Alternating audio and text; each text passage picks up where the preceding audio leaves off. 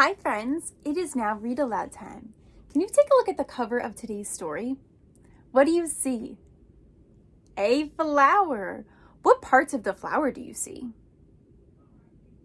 I see these. What are these? This is a leaf, and I see this over here. What holds the flower up? The stem. And what are these called? The petals. Today's story is called The Tiny Seed by Eric Carle. Eric Carle is the author of this story. Do you remember what the author does? Let's sing our song. Are you ready? The author writes the words. The author writes the words. The author has a special job. The author writes the words. So let's read this story by Eric Carle. It is autumn. A strong wind is blowing. Can you blow like the wind? It blows flower seeds high in the air and carries them far across the land. One of these seeds is tiny, smaller than any of the others. Will it be able to keep up with others? And where are they all going? Where do you think all of those seeds are going? One of the seeds flies higher than the others. Up, up it goes. It flies too high, and the sun's hot rays burn it up. But the tiny seed sails on with the others. Where do you think these seeds are going? Another seed lands on a tall, icy mountain. The ice never melts, and the seed cannot grow. The rest of the seeds fly on, but the tiny seed does not go as far as the others. Do you think when it is icy and cold out that that's a good weather pattern for seeds to grow? No, it's not, right? We don't see any plants really in that many flowers in the wintertime. Now they fly over the ocean. One seed falls into the water and drowns. The others sail on with the wind, but the tiny seed does not go as high as the others. One seed drifts down onto the desert. It is hot and dry, and the seed cannot grow.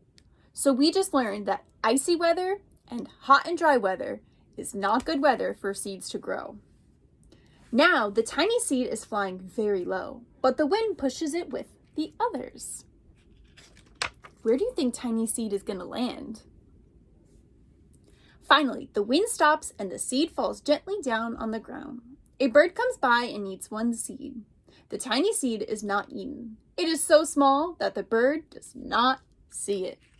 Phew! Now, it is winter. After a long trip, the seeds settle down. They look as just if they're going to sleep in the earth. Snow falls and covers them like a soft white blanket.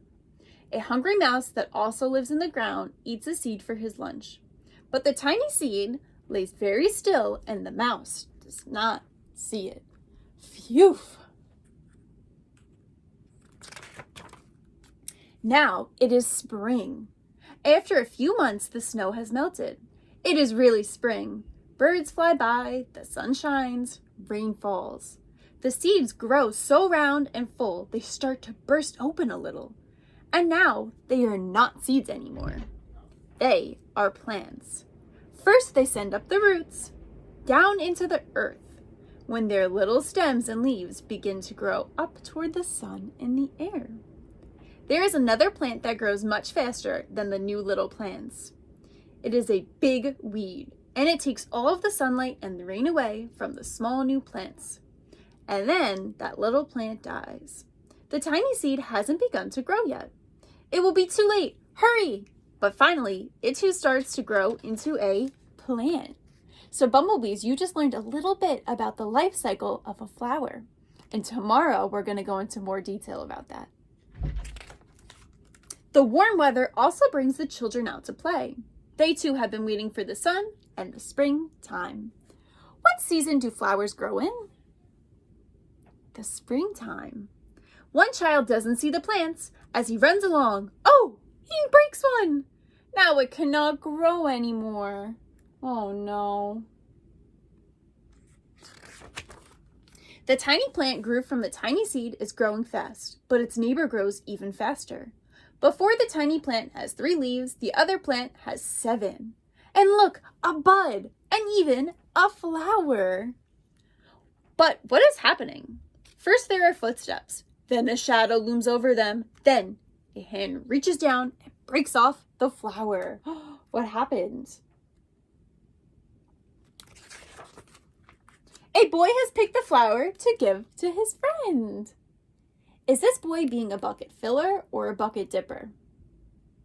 A bucket filler, right? Why is he being a bucket filler? How do you think he made his friend feel?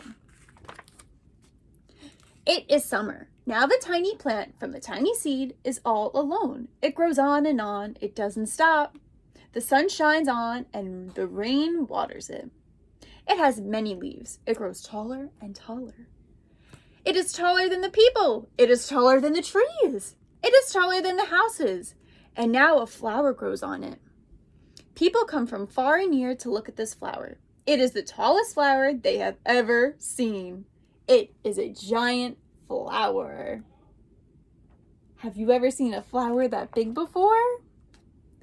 All summer long, the birds and the bees and the butterflies come visiting.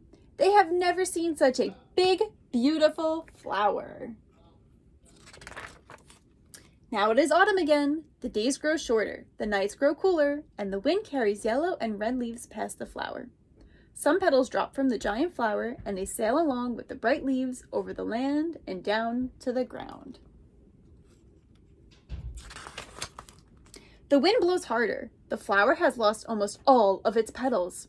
It sways and bends away from the wind, but the wind grows stronger and shakes the flower. Once more, the wind shakes the flower, and this time the flower seed pod opens up.